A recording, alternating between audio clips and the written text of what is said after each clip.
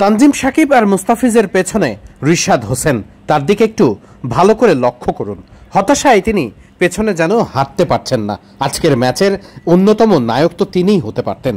এত দারুণ ব্যাটিং করেছেন, তারপরেও তাকে সুপার ওভারে নামানো হয়নি। হয়তো সেই হতাশা রিশাদ ভুলতে পারছেন না। তার চলনে বলনেই বোঝা যাচ্ছিল তিনি কতটা হতাশাগ্রস্ত।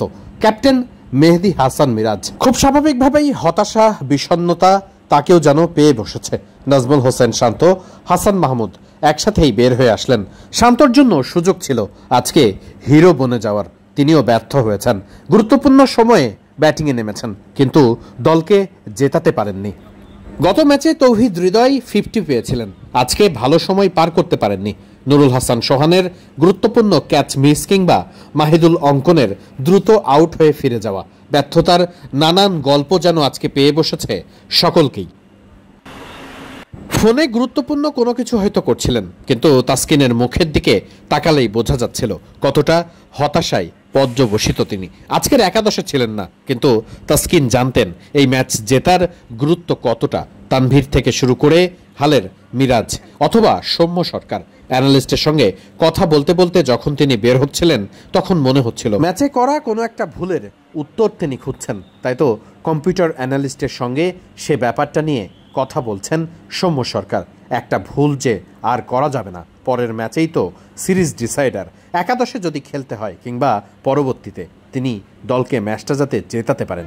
পেছনেই তানজিদ হাসান তামিম এই সিরিজে এখন পর্যন্ত একাদশে সুযোগ পাননি, পরের ম্যাচেও পাবেন কিনা সেটা সময় বলে দেবে। তবে শেষ গুরুত্বপূর্ণ ম্যাচে সাইফ হাসান, সৌম্য সরকার কিংবা তানজিদ হাসান তামিম ওপেনারদের কাউকে তো ভালো করতেই হবে, আর যে কোনো উপায় খোলা নেই বাংলাদেশের জন্য।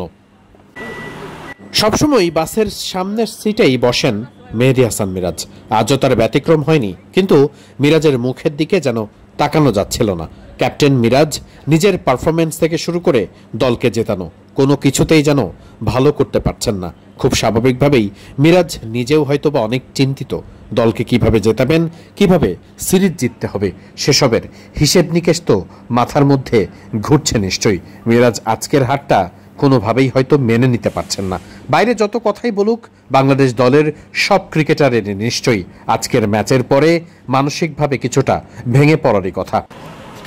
ওয়েস্ট ইন্ডিজ দল চলে গেছে আগেই টিম হোটেলে, বাংলাদেশ দল বের হয়েছে অনেক পরে। হয়তোবা ড্রেসিং রুমে নিজেদের মধ্যে খানিকটা কথাবার্তা বলে নিয়েছেন। কোচরা বের হয়েছেন একটু দেরিতে, জাকির আলী অনিক আর কোচ সালাউদ্দিন দুজন সবার শেষ পর্যন্ত বাংলাদেশ দল পরবর্তী ম্যাচে যে কোনোভাবে জয়ের নেশায় ফিরতে চাইবে এবং সেজন্য সবার ভালো খেলাটা খুবই জরুরি। কোচ মুস্তাক আহমেদকেও দেখা গিয়েছে তার স্পিন ইউনিট বেশ ভালোই পারফর্ম করছে। এই উইকেটে ব্যাটসম্যানরা ভালো না করলে ম্যাচ জেতা তো অনেক কঠিন। ওয়ানডেতে বাংলাদেশ দল একটা সময় যতটা শক্তিশালী ছিল, সময়ের পরিক্রমায় এখন সেই দলটা যেন ততটাই দুর্বল। ব্যাপারটা এমন পর্যায়ে গিয়ে পৌঁছেছে যে বাংলাদেশ দল আগামী বিশ্বকাপে সরাসরি খেলতে পারবে কিনা সেই প্রশ্নের উত্তর মেলাতে এখন সবাই ব্যস্ত। অস্ট্রেলিয়া, নিউজিল্যান্ড, ভারত কিংবা পাকিস্তানের সঙ্গে সিরিজ না জিতলে বাংলাদেশ দলের জন্য বিশ্বকাপে সরাসরি খেলার স্বপ্ন হয়ে যেতে পারে ফিকে।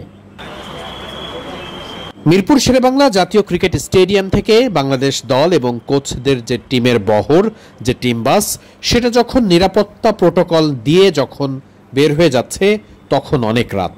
নিশ্চিত করেই ক্রিকেটারদের জন্য এই সময়টা খুবই কঠিন। যে কোনো ম্যাচ হারলে ভক্তরা যেমন আশাহত হয়, যেমন কষ্ট আফসোস নিয়ে থাকে, ঠিক ক্রিকেটাররাও তার ব্যতিক্রম না। নিশ্চিত করেই পরের ম্যাচে বড়ভাবেই কামব্যাক করতে চাইবে বাংলাদেশ। যে ভক্তরা মাঠে খেলা দেখতে আসছে, যারা হাজারো দুঃখ সত্ত্বেও টিভির সামনে বসছে বাংলাদেশের জার্সিকে সম্মান দেখাতে, তাদের জন্য শেষ ম্যাচটা জেতার চেষ্টাই করবেন মেহেদী হাসান মিরাজরা। নিজেদের কন্ডিশনে বাংলাদেশ সেই জায়গায় কতটা ভালো করতে পারবে, টিকমার্ক দিতে পারবে, সেই প্রশ্ন এখন সকলের। মিরপুর শেরেবাংলা জাতীয় ক্রিকেট স্টেডিয়াম থেকে ওয়াহিদ মুরাদ, মিডফিল্ড।